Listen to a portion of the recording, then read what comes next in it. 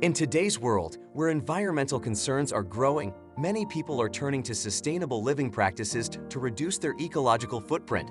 One of the most impactful ways to do this is through zero-waste gardening, which focuses on minimizing waste by reusing, recycling, and composting organic materials.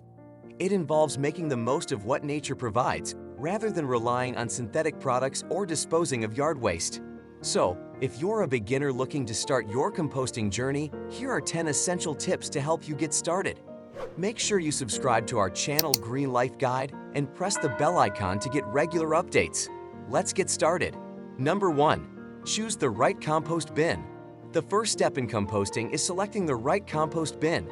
You can choose from various options such as open piles, rotating tumblers, or traditional bins. The key is to find one that suits your space, whether you have a backyard or just a small garden.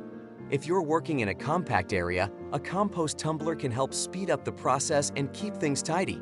Remember, the size of your compost bin should fit the amount of waste you plan to compost. Number 2.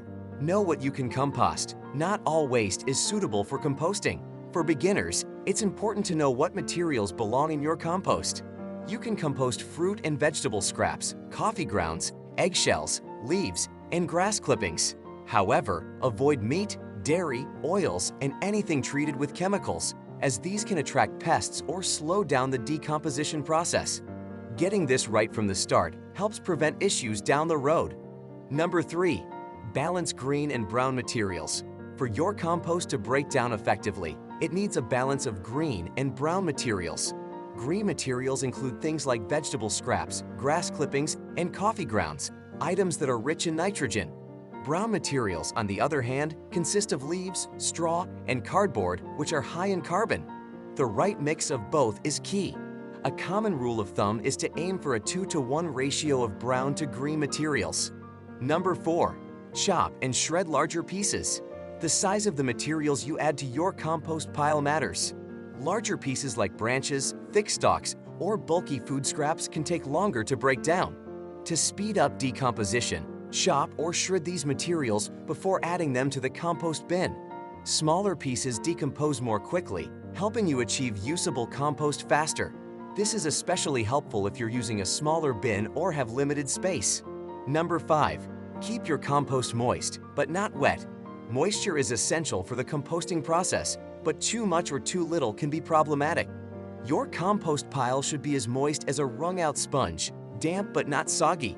If the pile is too dry, decomposition slows down. If it's too wet, it can lead to a smelly, anaerobic mess. Keep an eye on the moisture level, and if needed, add water or dry materials like shredded paper to balance it out. Number 6. Turn your compost regularly. Compost needs air to decompose properly, so turning your compost pile regularly is crucial. This process, called aeration, introduces oxygen, which helps speed up the breakdown of materials. Every week or so, use a garden fork or compost aerator to mix the pile.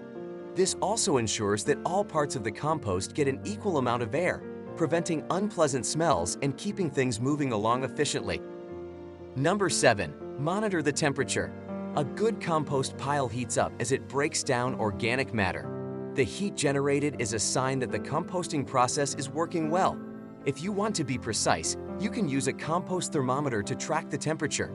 Ideally, the pile should be between 130 degrees Fahrenheit and 160 degrees Fahrenheit, 54 degrees Celsius to 71 degrees Celsius. If the temperature drops too low, it could mean the process is slowed down, and you may need to add more green materials or turn the pile more frequently. Number 8. Be patient with the process. Composting takes time, and patience is essential for beginners. Depending on the method you're using, it can take anywhere from a few months to a year to get finished compost.